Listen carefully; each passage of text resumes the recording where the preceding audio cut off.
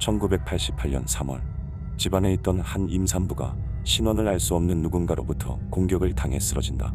얼마 후 집에 도착한 남편은 쓰러진 아내 옆에 꺼내져 있는 아기를 발견했고 아내의 신체는 보기 힘들 정도로 변형된 채 훼손되어 있었다. 1988년 3월 18일 오전 일본 나고야 시서부의 나카가와구에는 27살의 모리야 미츠코와 31살 시니치가 살고 있었다. 그들은 이제 갓 결혼 3년 차가 된 부부로 미츠코는 당시 아이를 임신한 상태였는데 그녀는 이미 출산 예정일을 5일이나 넘긴 상태라 출산이 굉장히 임박해 있었다.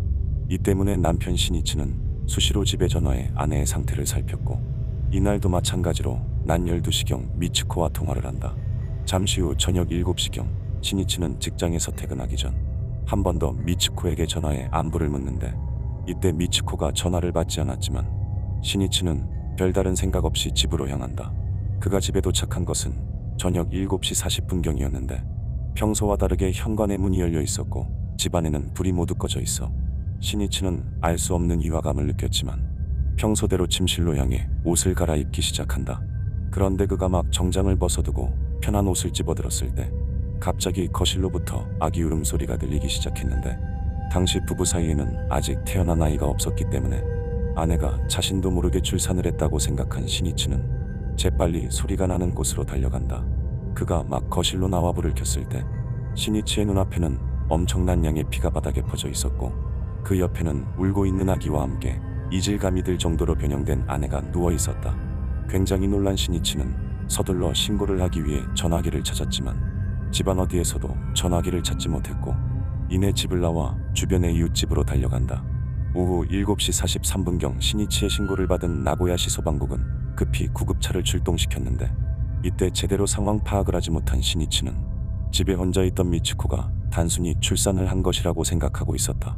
잠시 후 구급대가 시니치의 집에 도착했고 집 안으로 들어와 곧장 미츠코에게 달려갔는데 이때 현장을 본 구급대원들 모두가 참혹한 현장에 순간 얼어붙는다.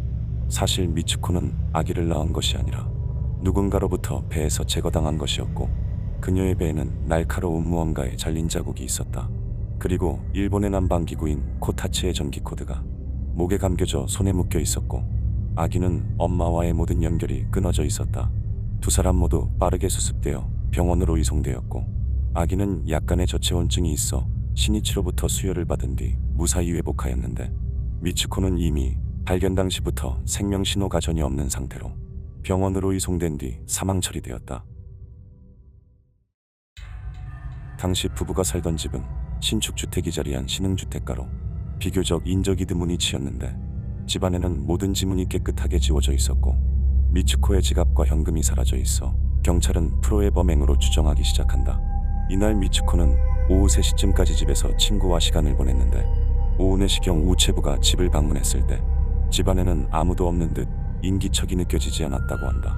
또한 미츠코는 평소 어질러진 물건을 바로 치우는 습관이 있었지만 이날 친구와 함께 먹은 찻잔은 테이블 위에 그대로 남아 있었고 목에 감겨있던 코타츠의 전기 코드는 이미 세상을 떠난 후에 목에 감겨진 것으로 확인되었다. 발견 당시 미츠코는 복부가 날카로운 것에 의해 잘려 있었는데 한 가지 이상한 점은 앞서 시니치가 신고를 하기 위해 찾던 전화기가 미츠코의 복부 안에 자동차 키와 함께 들어있었다.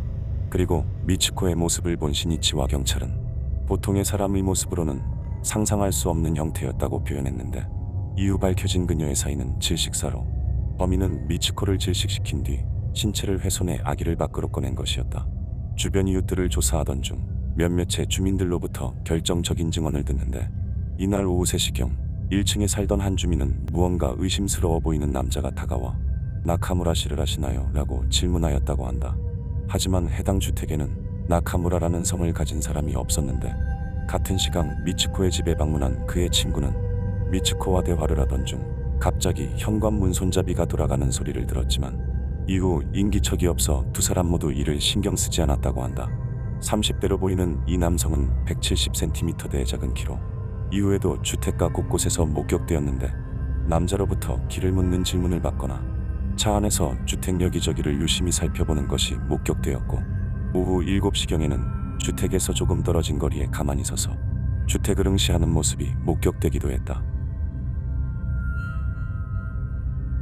신이치는 해당 주택에서 1년간 원차 생활하다 도쿄로 이사하였고 현재는 아이와 부모님과 함께 하와이로 이주해 살고 있다.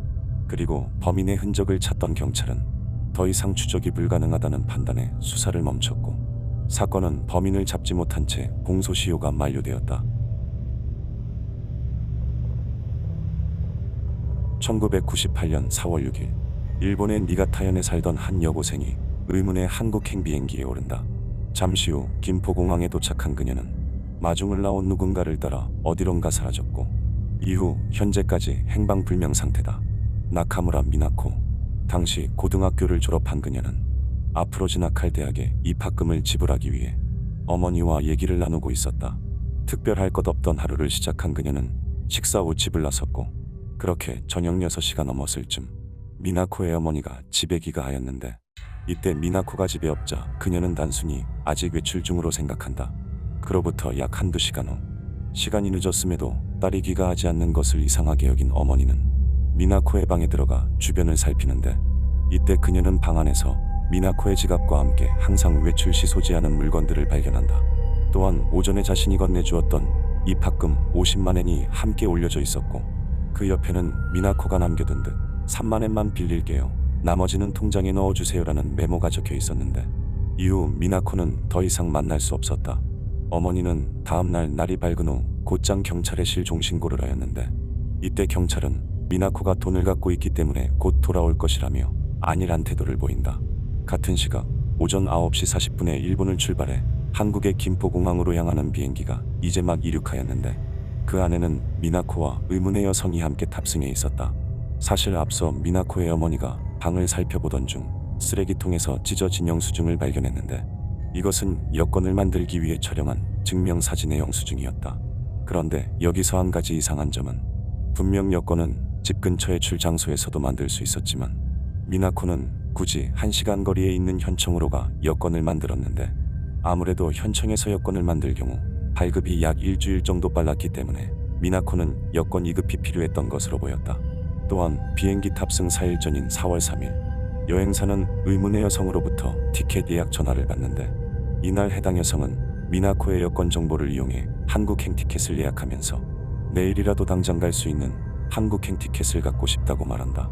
당시 통화를 했던 직원은 해당 여성의 목소리가 굉장히 허스키해 기억에 남는다고 했는데 이것은 미나코의 부드러운 목소리와 완전히 상반되는 목소리로 20대 중반의 여성으로 추정되었다.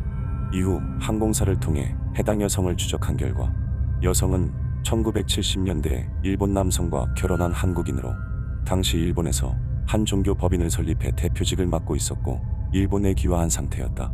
여성은 알 수 없는 누군가로부터 부탁을 받아 미나코와 함께 한국으로 간 것이었고 김포공항에 마중을 나온 남녀 2명에게 살해금을 받은 뒤 미나코와 작별 인사를 했다고 했는데 이후 그녀의 지인으로부터 의문의 증언이 나온다.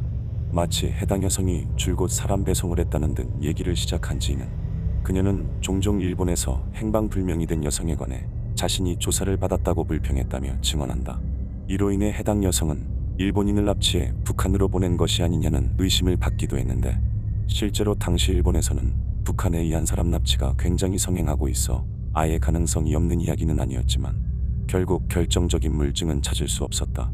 이후 미나코의 어머니는 그녀를 찾기 위해 한국 TV 방송에 출연하고 신문사 광고와 전단지를 돌리기도 했지만 그녀의 흔적은 단 하나도 찾을 수 없었다. 대체 미나코는 어디로 사라진 것일까?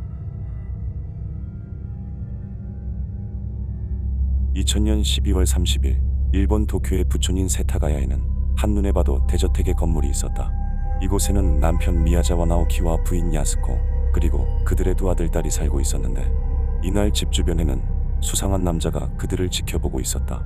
잠시 후 남성은 집 뒤편의 공원 울타리를 지나 2층에 위치한 욕실을 통해 집 안으로 침입하였고 같은 층에 있던 남자아이를 질식사시킨 후 1층으로 내려가 남편 미야자와를 부엌 칼로 공격한다.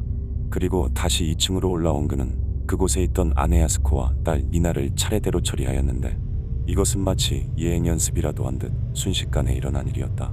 그런데 이를 치룬 뒤 그의 행동은 무언가 좀 이상했는데 그는 범행 후 집을 바로 떠나지 않고 잠시 동안 주택에 거주하며 냉장고를 뒤져 음식을 먹거나 컴퓨터를 이용해 티켓을 예약하려고 한다. 또한 서재에 있던 지갑과 서류를 가위로 잘라 물이 담긴 욕조에 풀어넣는가 하면 화장실에서 이를 보고 치우지 않았고 심지어 소파에 누워있기도 했다. 그리고 그가 현장에서 가져간 것이라고는 고작 현금 20만 원이 전부였는데 이 시점에 전문가들은 그의 행동을 보고 그가 사이코패스임을 확신했다. 현장에 남겨진 그의 유류품과 혈흔을 분석한 결과 키 170cm의 마른 체형의 남자라는 것을 알 수 있었고 외국인 또는 혼혈로 추정되어 금방 체포될 것으로 여겨졌지만 이때 경찰은 결정적인 실수를 한다. 경찰은 수사 초기 무려 40여 명으로부터 증언을 받았다고 했지만 사실은 그와 달랐는데 이것은 지역 주민들의 비협조로 인해 증언을 받지 못한 한 수사관이 꾸며낸 것으로 그가 현장에서 채취했다는 지문 또한 거짓이었다. 이로 인해 초동 수사가 제대로 이루어지지 않으면서 어렵지 않게 잡을 수 있을 것 같았던 범인은 23년이 지난 현재까지도 잡지 못하고 있고 그렇게 사이코패스 성향을 가진 범인은 여전히 어딘가에서 본성을 숨긴 채 살고 있을 것으로 추정된다. 오늘 영상은 여기까지입니다. 다양한 미해결 사건에 대한 의견을 댓글로 남겨주세요. 영상이 마음에 드셨다면 좋아요만 부탁드립니다. 시청해주셔서 감사합니다.